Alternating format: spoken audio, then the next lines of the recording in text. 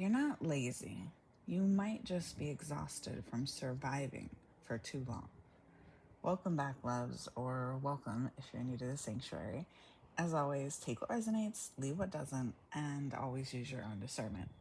I think a lot of people are carrying shame right now for not being able to function the way they used to. They look at themselves and think, why can't I focus? Why am I so tired? Why can't I keep up? Why do simple things feel heavy lately? But what if the problem isn't laziness? What if your nervous system, your heart, your mind, and your spirit are exhausted from years of survival mode? And I say that as someone who has had seasons where I was not resting, I was recovering. There is a big difference. Sometimes you're not avoiding your life. Sometimes your whole system is trying to catch up to what you lived through. Survival mode does not just drain the body, it drains the spirit too. And when you've been in stress, grief, heartbreak, hypervigilance, overthinking, people pleasing, financial pressure, emotional pain, or constant uncertainty for too long, your body starts treating peace like a temporary visitor instead of a place you're allowed to stay. So even when things finally get quiet, your mind keeps scanning. Your chest stays tight, your thoughts keep looping, your energy feels really scattered, your motivation disappears, and rest can feel uncomfortable because stillness gives everything you've been carrying a chance to rise to the surface.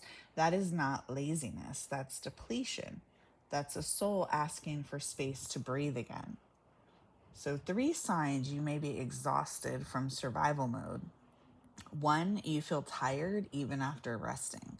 Not sleepy, not bored, tired in your bones, tired in your spirit. Like you could sleep for 3 days and still wake up needing silence, space, more sleep. Two, simple things feel heavier than they should. Answering a message, cleaning a room, making a decision, starting a simple task, it all feels like climbing a hill with invisible weight in your back. Three, you do not fully trust calm. So even when nothing is wrong, part of you is waiting for the other shoe to drop. You may call it intuition, but sometimes it's actually your nervous system remembering instability. And that does not mean you're broken. It means you adapt it. You learn to survive in conditions where softness may not have felt safe. But now the work becomes learning how to come back to yourself without forcing, shaming, or punishing yourself into healing. So here are three gentle places to start. First, stop calling yourself lazy if you've been doing that, when what you really mean is overwhelmed. Words matter. The way you speak to yourself either becomes a cage or a doorway. Second, ask yourself what your exhaustion is trying to tell you.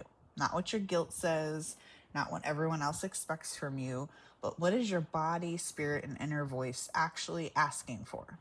Third, choose one small act of restoration today. Not a whole life makeover, one thing. Drink water, step outside, take a slow shower, light a candle, confirmation, write one honest sentence, turn off the noise for 10 minutes. Just pick one thing, whatever you feel called to do, confirmation. Healing does not always begin with a breakthrough. Sometimes it begins with one small moment where you stop fighting yourself. A prompt you can sit with today is this: what part of me is tired because it has been protecting me for too long? That question alone can open a lot. And this is also why I created the Sanctuary Reset. It's a 7-day guided workbook for anyone rebuilding after survival mode, emotional exhaustion, grief, burnout, heartbreak, or awakening. It has reflection prompts like the one I just gave you, rituals, affirmations, and journaling space to help you reconnect with yourself gently and honestly. So if this message found you at the right time, I'll leave it linked below. And if nobody's told you this lately, you're not alone and you are not failing because you're tired. You may simply be carrying more than your spirit has ever been meant to hold alone. Sending you light, love, and healing, and I hope this helped.